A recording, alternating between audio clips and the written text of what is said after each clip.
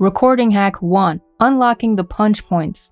Let's say you want to overdub this part and you want to do a couple of takes, so you set up a cycle. To make it a little more comfortable to record, you'll need some pre-roll. In that case, you can unlock the punch points so they're not locked to the locators.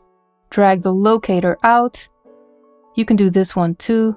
And now you have your pre-roll, but it only records between the punch points. Hack 2. While you're recording, you have the monitoring button on so you can hear yourself. But if you want to listen back to your recording, you have to turn that off. Unless you go to Settings, VST, and then switch auto monitoring from manual to either while record running. That way it's only on when you're recording and it turns off automatically. Or you can choose tape machine style, but then it also stays on when you've stopped as long as the track is record enabled. Hack 3. To save yourself some precious time, you can create track presets or effects chain presets that have your favorite vocal chains already on it. To create a track preset, go here and click Save Track Preset. And then in any project, you can go to Media, User Presets, Track Presets, Audio, and drag one in. In a similar way, you can right-click Inserts, save Effects Chain Preset, and to load one, go to Media, User Presets, Effects Chain Presets, and drag it in. If you don't feel like creating your own presets, I pre-made 11 presets for you in different vocal styles like pop, You always listen what they said, alright. lo-fi, Not to me, not to me. radio, You deny being selfish, that's a lie. I'm still here. and they're all Cubase 14 Pro stock plugins. If you want to grab that, I have the link in the description.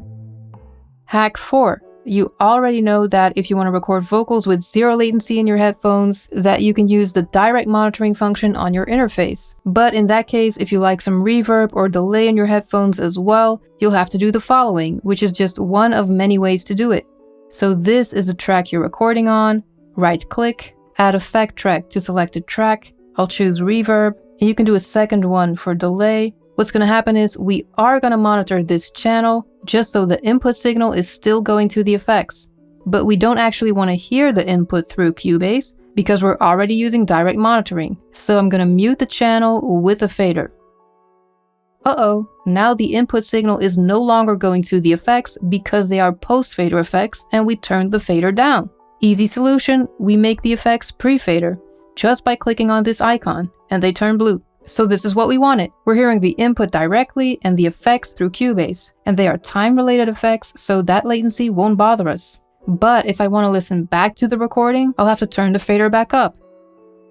And then turn it back down. Up, down, up, down. So instead, let's leave the fader at a nice level and make our own post-fader mute button. Because this mute button, it mutes the whole thing. Can't use it. So click this E. Drag this divider between pre and post fader inserts up. Under the line, insert the volume plugin. Fader all the way down. So this is how you record now. Monitor on and mute plugin on. And to listen back, monitor off and mute plugin off.